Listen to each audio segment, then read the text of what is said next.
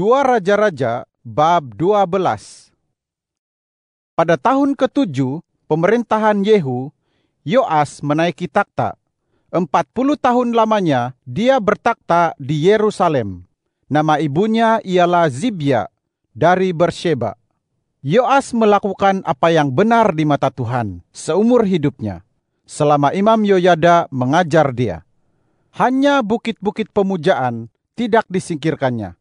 Rakyat masih mempersembahkan korban dan membakar dupa di bukit-bukit pemujaan itu. Berkatalah Yoas kepada para imam, "Hendaklah semua wang persembahan suci yang dibawa ke bait Tuhan, yaitu wang yang masuk daripada pendaftaran penduduk, wang tebusan jiwa menurut penilaian yang berlaku bagi setiap orang, dan semua wang yang dibawa ke bait Tuhan kerana niat seseorang, diterima sendiri oleh para imam daripada kenalan masing-masing. Hendaklah mereka memakainya untuk memperbaik kerosakan bait, di mana sahaja terdapat kerosakan." Akan tetapi, hingga tahun ke-23 pemerintahan Raja Yoas, para imam masih belum lagi memperbaik kerosakan bait itu. Oleh sebab itu, Raja Yoas memanggil Imam Yoyada dan para imam lain, serta berkata kepada mereka, "Mengapakah kamu belum juga memperbaik kerosakan bait itu? Sekarang, jangan lagi terima wang daripada para dermawan kenalanmu, tetapi serahkanlah itu untuk memperbaik kerosakan bait." Para imam setuju untuk tidak lagi menerima wang daripada rakyat, dan mereka pun tidak lagi harus memperbaik kerosakan bait itu sendiri. Kemudian Imam Yoyada mengambil sebuah peti dan membuat lubang pada tutupnya. Ditaruhnya peti itu di sisi mazbah, letaknya di sebelah kanan apabila orang masuk ke bait Tuhan. Lalu imam-imam penjaga pintu memasukkan ke dalamnya semua wang yang dibawa orang ke bait Tuhan. Apabila mereka melihat bahwa jumlah wang di dalam peti itu sudah banyak, maka datanglah juru tulis raja bersama imam besar untuk menghitung wang yang terdapat dalam bait Tuhan itu dan membungkusnya. Wang yang ditimbang itu kemudian diserahkan kepada para pekerja yang dipilih untuk mengawasi bait Tuhan. Selanjutnya, para pengawas itu membayarkannya kepada tukang kayu serta tukang binaan yang mengerjakan bait Tuhan, juga kepada tukang tembok serta tukang pahat batu. Wang itu juga digunakan untuk membeli kayu dan batu pahat bagi memperbaik kerosakan bait Tuhan, serta untuk segala perbelanjaan bagi pembaikan bait itu. Tetapi wang yang dibawa ke dalam bait Tuhan itu tidak digunakan untuk membuat mangkuk perak, sepit, bokor, nafiri, atau perkakas emas dan perak lainnya bagi bait Tuhan, kerana wang itu diserahkan kepada para pekerja untuk digunakan memperbaik bait Tuhan. Para imam penjaga pintu itu tidak mengadakan perhitungan dengan para pengawas yang diserahi wang untuk kemudian memberikannya kepada para pekerja, kerana para pengawas itu bekerja dengan jujur. Sementara itu, wang korban penebus kesalahan dan wang persembahan penghapus dosa tidaklah dibawa ke dalam bait Tuhan. Wang itu menjadi bahagian para imam. Pada waktu itu, Hazael, Raja Aram, maju berperang melawan Gad dan merebutnya. Lalu Hazael pun berniat maju menyerang Yerusalem. Oleh sebab itu, Yoas, Raja Yehuda, mengambil semua persembahan suci yang telah ditakdiskan oleh para leluhurnya, Yosafat, Yoram, dan Ahazia, raja-raja Yehuda, serta persembahan-persembahan sucinya sendiri. Juga semua emas yang terdapat dalam perbendaharaan bait Tuhan dan istana raja, lalu mengirimkannya kepada Hazael, Raja Aram. Maka Hazael pun mundur dari Yerusalem. Riwayat Yoas selebihnya dan semua yang dilakukannya, bukankah semuanya tertulis dalam kitab hikayat Raja-Raja Yehuda? pegawai-pegawainya mengadakan komplot, lalu membunuh Yoas di rumah Milo di jalan menurun ke Sila. Yozakar anak Simiat dan Yozabad anak Somer ialah dua pegawainya yang menyerangnya hingga dia mati. Lalu dia dimakamkan di sisi nenek moyangnya di kota Daud. Maka Amazia anaknya menaiki takhta menggantikannya. 2 Raja-Raja bab 13. Pada tahun ke-23 pemerintahan Yoas anak Ahazia raja Yehuda, Yoahas anak Yehu menaiki takhta atas Israel di Samaria. Dia bertakhta selama 17 tahun dan melakukan apa yang jahat di mata Tuhan. Dia hidup menurut dosa-dosa Yerobeam anak Nebat yang menyebabkan orang Israel turut berdosa dan tidak menjauhi segala kemungkaran itu. Maka menyalalah murka Tuhan atas Israel sehingga selama zaman itu secara berterusan dia menyerahkan mereka ke dalam tangan Hazael, Raja Aram, serta Ben-Hadad, anak Hazael. Lalu Yoahas memohon belas kasihan Tuhan, dan Tuhan mendengar permintaannya, karena dia melihat bagaimana beratnya Raja Aram menindas orang Israel. Maka Tuhan mengurniakan seorang penyelamat kepada orang Israel, sehingga mereka terlepas daripada tekanan orang Aram. Orang Israel pun tinggal di kemah-kemah mereka seperti dahulu. Namun begitu, mereka tidak juga menjauhkan diri daripada dosa-dosa keluarga Yerobeam yang menyebabkan orang Israel turut berdosa, melainkan hidup di dalamnya. Patung Asyera pun masih berdiri di Samaria. Sebab tidak ada pasukan tentera yang ada dengan Yoahas, kecuali 50 orang pasukan berkuda, 10 buah rata, dan 10.000 orang askar berjalan kaki. Kerana Raja Aram telah membinasakan mereka dan membuat mereka seperti debu semasa pengirikan. Riwayat Yoahas selebihnya, semua yang dilakukannya dan kejayaannya, bukankah semuanya tertulis dalam kitab hikayat raja-raja Israel? Lalu Yoahas dibaringkan bersama nenek moyangnya dan dimakamkan di Samaria. Maka Yoas anaknya menaiki takhta menggantikannya. Pada tahun ke-37 zaman pemerintahan Yoas, Raja Yehuda, Yoas anak Yoahas menaiki takhta atas Israel di Samaria. Dia bertakhta selama 16 tahun lamanya dan melakukan apa yang jahat di mata Tuhan. Dia tidak menjauhkan diri daripada segala dosa Yerobeam anak Nebat yang menyebabkan orang Israel turut berdosa, melainkan hidup di dalamnya.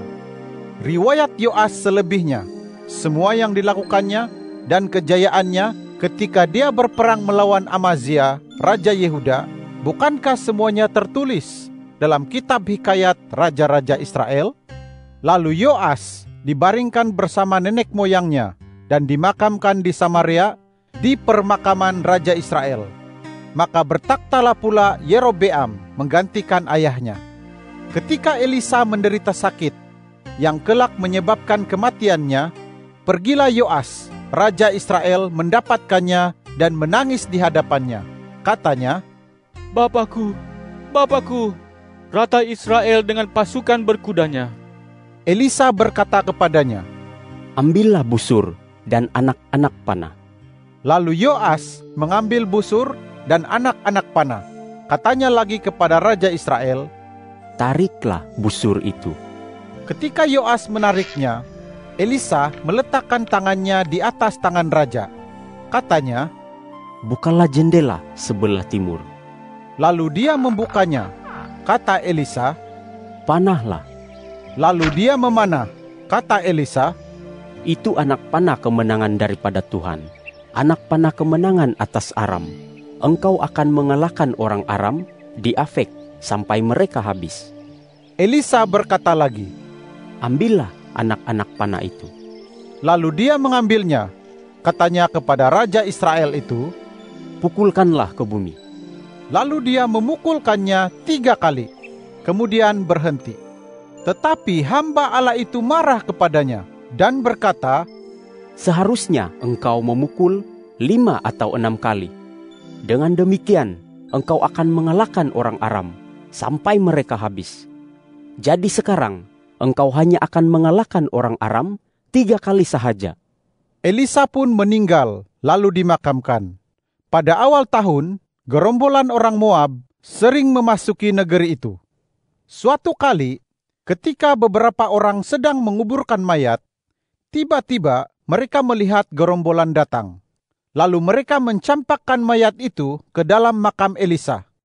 Sebaik sahaja tersentuh tulang-tulang Elisa, orang itu pun hidup kembali dan bangun berdiri di atas kedua-dua kakinya. Hazael, Raja Aram, menindas orang Israel sepanjang pemerintahan Yoahas. Tetapi Tuhan mengasihani dan menyayangi mereka. Dia berpaling kepada mereka karena perjanjiannya dengan Abraham, Ishak, dan Yakub. Sampai saat itu, dia tidak berniat memusnahkan mereka atau membuang mereka dari hadiratnya.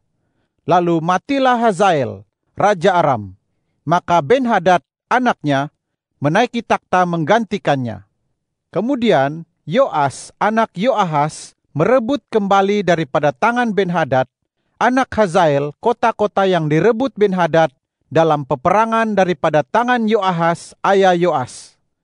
3 kali Yoas mengalahkannya, dan dengan demikian dia mendapatkan kembali kota-kota Israel. 2 Tawarik, bab 24.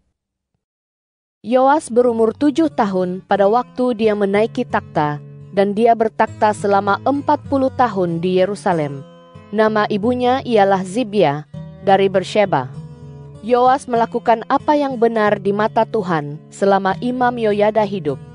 Yoyada memilih 2 orang istri baginya, lalu Yoas pun dikurniai anak-anak lelaki dan perempuan. Beberapa waktu kemudian, Yoas berniat memulihkan bait Tuhan. Maka dikumpulkannyalah para imam dan Bani Lewi, lalu katanya kepada mereka, "Pergilah ke kota-kota Yehuda dan pungutlah wang daripada semua orang Israel untuk keperluan pembaikan bait Allahmu setiap tahun. Lakukanlah hal itu dengan segera." Akan tetapi, Bani Lewi tidak segera melaksanakannya. Oleh sebab itu, raja memanggil ketua imam, Yoyada, dan berkata kepadanya, "Mengapakah engkau tidak menuntut Bani Lewi agar mereka membawa dari Yehuda dan dari Yerusalem cukai yang dikenakan Musa, hamba Tuhan itu, kepada jemaah Israel untuk kemah tempat loh hukum? Kerana anak-anak Atalia, perempuan fasik itu, telah membongkar rumah Allah, bahkan menggunakan semua barang suci bait Tuhan untuk para Baal." Maka atas perintah raja, dibuatlah sebuah peti, lalu ditempatkan di luar pintu gerbang bait Tuhan. Setelah itu, disebarkanlah pengumuman di Yehuda dan di Yerusalem bahwa mereka harus mempersembahkan kepada Tuhan cukai yang dikenakan Musa, hamba Allah itu, terhadap orang Israel di gurun. Semua pembesar dan seluruh rakyat bergembira.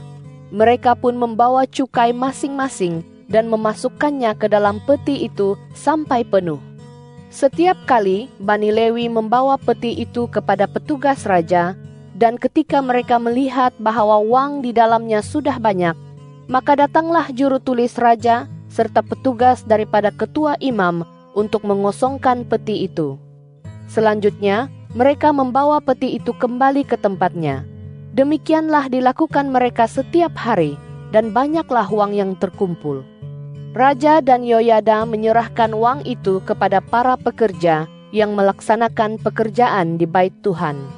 Mereka ini mengupah tukang batu dan tukang pahat untuk memulihkan bait Tuhan, juga tukang besi dan tukang gangsa untuk memperbaik bait Tuhan. Para pekerja itu pun bekerja, dan pekerjaan perbaikan itu maju dalam tangan mereka. Mereka membangunkan rumah Allah menurut keadaannya semula dan mengukuhkannya. Setelah selesai, mereka membawa wang sisanya kepada Raja dan Yoyada. Wang itu kemudian digunakan untuk membuat kelengkapan bait Tuhan, yaitu kelengkapan-kelengkapan untuk ibadat dan persembahan korban. juga pedupaan-pedupaan serta kelengkapan-kelengkapan emas dan perak. Sepanjang hayat Yoyada, korban bakaran sentiasa dipersembahkan di dalam bait Tuhan. Yoyada menjadi tua dan lanjut usia, lalu meninggal. Umurnya 130 tahun pada waktu kematiannya. Dia dikebumikan di kota Daud bersama-sama para raja karena dia telah berbuat baik di Israel terhadap Allah dan baitnya. Setelah kematian Yoyada, para pembesar Yehuda datang dan sujud memberi hormat kepada raja. Sejak saat itu, raja mendengar mereka. Mereka mengabaikan bait Tuhan, Allah nenek moyang mereka, lalu beribadat kepada patung-patung Asyera dan berhala-berhala. Yehuda dan Yerusalem pun ditimpa murka karena kesalahan mereka itu. Bagaimanapun, Tuhan mengutus para nabi kepada mereka supaya mereka kembali kepadanya. Nabi-nabi itu mengingatkan mereka, tetapi mereka tidak mahu mendengar. Kemudian Roh Allah menguasai Zakaria, anak Imam Yoyada. Dia tampil di depan rakyat dan berkata kepada mereka, "Beginilah firman Allah, mengapakah kamu melanggar perintah-perintah Tuhan, sehingga kamu tidak beruntung? Karena kamu meninggalkan Tuhan, maka Dia pun meninggalkan kamu." Akan tetapi, mereka bersekongkol melawannya, dan atas perintah raja, mereka melempari dia dengan batu di pelataran bait Tuhan. Raja Yoas tidak mengingat kebaikan yang ditunjukkan Yoyada, ayah Zakaria, kepadanya. Malah dia membunuh anak Yoyada itu. Menjelang kematiannya, Zakaria berseru, "Semoga Tuhan melihatnya dan menuntut balas." Pada pergantian tahun, pasukan Aram maju menyerang Yoas. Mereka memasuki Yehuda dan Yerusalem, lalu membunuh semua pemimpin bangsa di antara rakyat. Lalu mereka mengirimkan semua jarahan mereka kepada Raja Damsyik. Meskipun pasukan Aram datang dengan orang yang tidak banyak bilangannya, Tuhan menyerahkan pasukan yang sangat besar ke tangan mereka, karena orang Yehuda telah meninggalkan Tuhan, Allah nenek moyang mereka. Demikianlah orang Aram menjalankan hukuman terhadap Yoas. Ketika mereka pergi, mereka meninggalkan Yoas dalam keadaan terluka parah. Pegawai-pegawainya pun kemudian bersekongkol melawannya karena penumpahan darah anak Imam Yoyada itu, lalu membunuhnya di atas tempat tidurnya. Yoas mati dan dimakamkan di kota Daud, tetapi tidak di permakaman raja. Orang yang bersekongkol melawannya ialah Zabad anak Simeat, perempuan Amon, dan Yozabad anak Simrit, perempuan Moab. Tentang anak-anaknya, pernyataan ilahi yang banyak menentang dia dan pemulihan rumah Allah, sesungguhnya semua itu tertulis dalam tafsiran kitab Raja-Raja. Maka Amazia anaknya menaiki takhta menggantikannya.